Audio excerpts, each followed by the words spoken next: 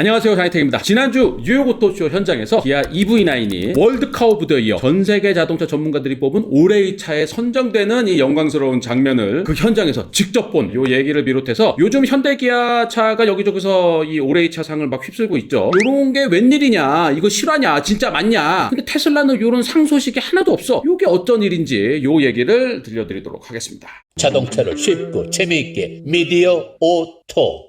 자, 일단 지난주 뉴욕 오토쇼에서 제가 직접 찍어온 영상부터 보시면요. The winner, the 2024 World Car of the Year is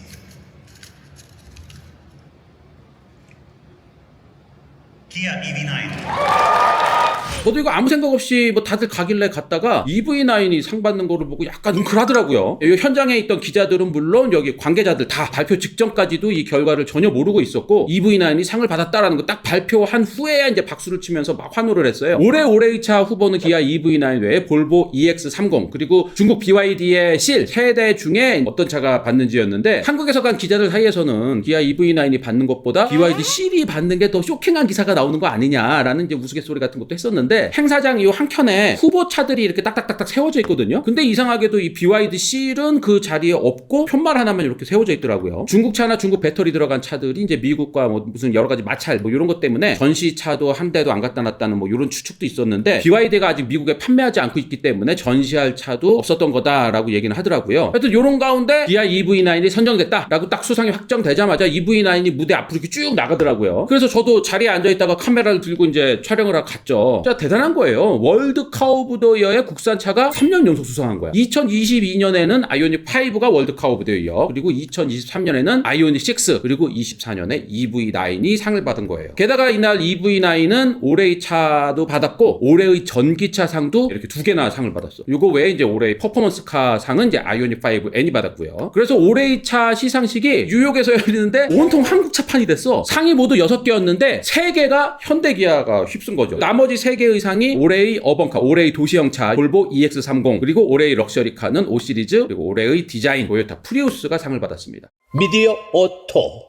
EV9은 이미 뭐 세계 여기저기서 상을 많이 받고 있었죠. 작년부터 뭐 뉴스위크 어워드에서 최고 SUV네, 뭐 SUV 최고 인테리어 상 뭐 이런 것도 받고, 뭐 스페인에서도 올해의 차, 독일의 자동차 유력 매체죠 아우토빌트에서 뭐 최고 패밀리카 상, 스웨덴 무슨 매체에서도 뭐 올해의 전기차 받고, 뭐 미국에서도 뭐 카인드라이브, 뭐 모터위크, 캘리브루북, 뭐 에드먼즈 뭐 이런 데서도 뭐 다 상 받았고, 뭐 영국에서도 왓카, 뭐 스웨덴 테크 뭐 어쩌고 저쩌고 뭐 이런 매체에서도 받고, 오스트리아 뭐 또 뭐 호주 드라이브지 뭐 이런 데서도 막 올해의 차 막 받았어요. 그리고 우리나라에서도 중앙일보 올해의 차 퓨처 모빌리티 상, 그리고 자동차 전문기자협회에서 올해의 전기차, 또 자동차 기자협회 올해의 차에서는 또 올해의 SUV를 받는 등의 아주 엄청나게 많은 상을 받았는데, 이렇게 이 한 대의 차가 상을 많이 받다 보니까 야, 이거 좀 이상하다, 이거 뭐 로비 같은 거 하고 막 이러는 거 아니냐라는 얘기가 나올 정도죠. 미디어 오토.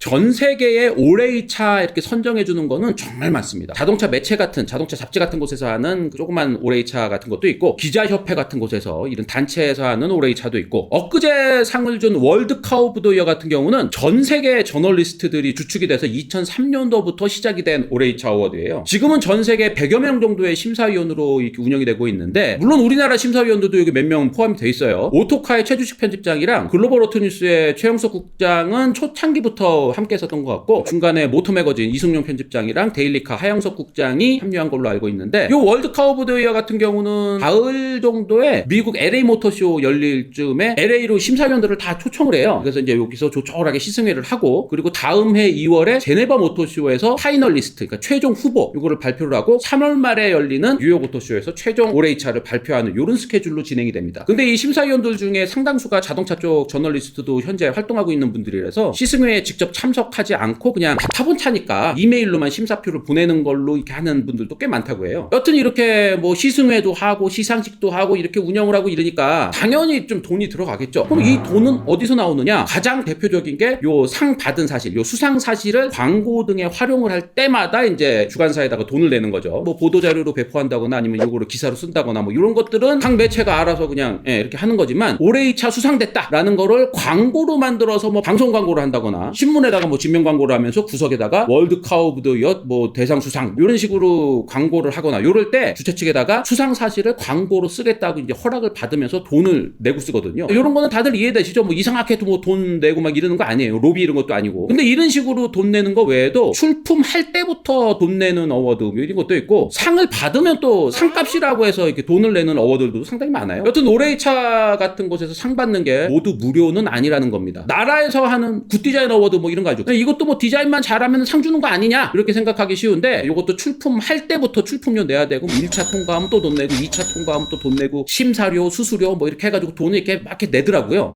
미디어 오토.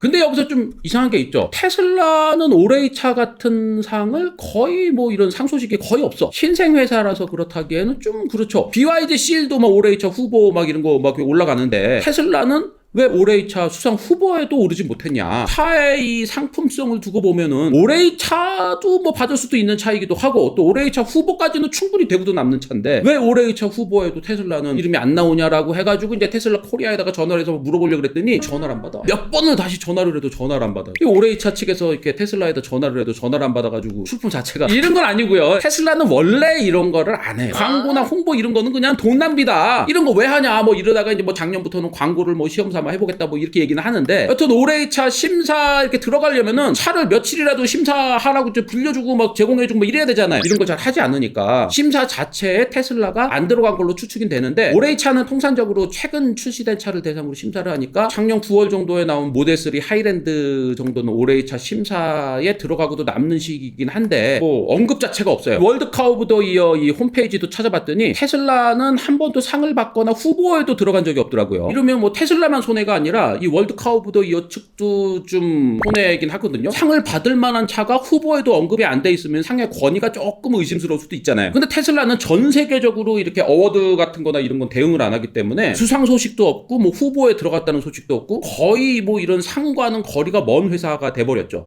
미디어 오토.